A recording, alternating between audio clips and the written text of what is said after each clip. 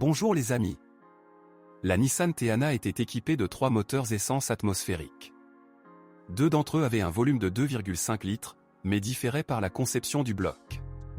Le QR25DE, 167 chevaux, était un 4 en ligne et le VQ25DE, 182 à 185 chevaux, était un 6 en forme de V. Le V6 phare de 3,5 litres, désigné VQ35DE, développait 249 ch. Tous les moteurs font preuve d'une fiabilité exemplaire, ne présentant aucune faiblesse.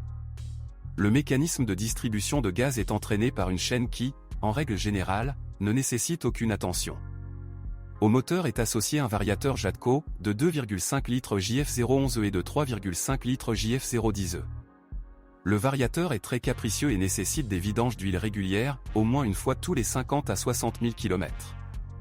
Il existe des cas connus où une opération soignée associée à un entretien régulier a permis de parcourir près de 400 000 km avant la première réparation. Cependant, après 150 000 km, la probabilité de panne de la CVT augmente considérablement. Un signe avant-coureur de problème sera des secousses ou des contractions. Les points faibles sont la courroie, les solénoïdes, le groupe hydraulique et le réducteur de pression de la pompe à huile. Le différentiel et les roulements peuvent tomber en panne. Il convient de noter que la CVT des modèles équipés d'un moteur de 3,5 litres est beaucoup plus durable et, en règle générale, arrive pour réparation beaucoup plus tard. Il existe également sur le marché des modèles à transmission intégrale, équipés d'un moteur 4 cylindres QR25DE et d'une CVT. Le système de traction intégrale exclusif All Mode 4x4, dans des conditions normales, transfère l'essentiel de la traction aux roues avant. Les roues arrière sont connectées par commande de l'électronique. Pour des cas particuliers, un mode de verrouillage forcé de l'embrayage interpont est prévu, lorsque la poussée est répartie entre les essieux dans un rapport de 50-50.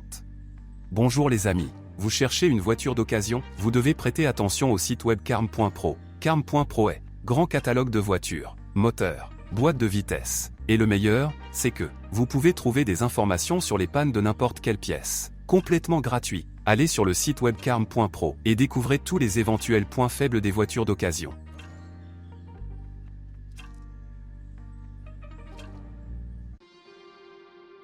Il n'y a pas encore de problème sérieux avec la transmission. Sauf dans de rares cas de dysfonctionnement du système dû à des dommages à l'ondulation de protection du faisceau électrique et à la pénétration ultérieure d'humidité. La suspension Nissan Teana a une conduite très douce. Les jambes de force McPherson à l'avant et la conception multibras à l'arrière filtrent bien les irrégularités de la route. Certes, les réglages souples du châssis font que la carrosserie roule fortement dans les virages. La suspension avant n'est pas durable. Les roulements de roues sont les premiers à être remis, après 60 000 à 100 000 km. Ils sont remplacés avec le moyeu. Les roulements de roues arrière durent plus longtemps, plus de 150 à 200 000 km. La durée de vie des amortisseurs avant est d'environ 100 à 150 000 km. Les montants arrière durent un peu plus longtemps. Ensuite, les bras de suspension avant peuvent commencer à s'user, les blocs silencieux s'usent. Les bras de suspension arrière sont beaucoup plus durables.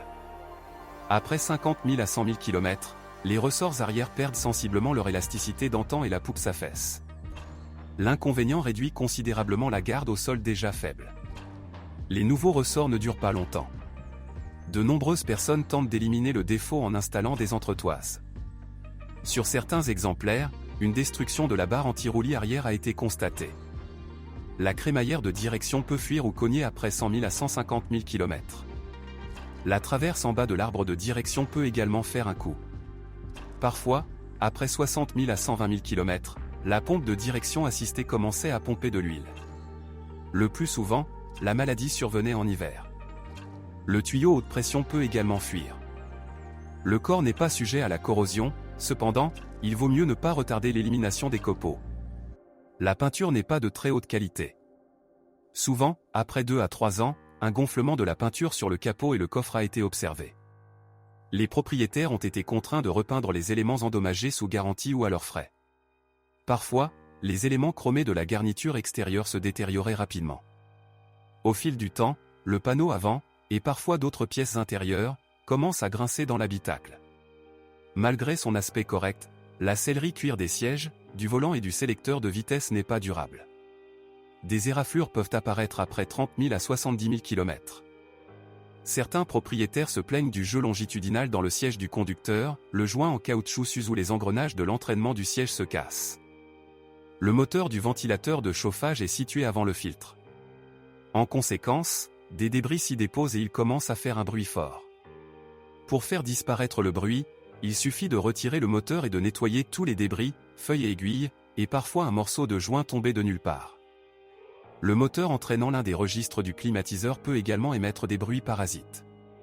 Il commence à bourdonner ou à grincer. La lubrification du moteur n'aide pas toujours.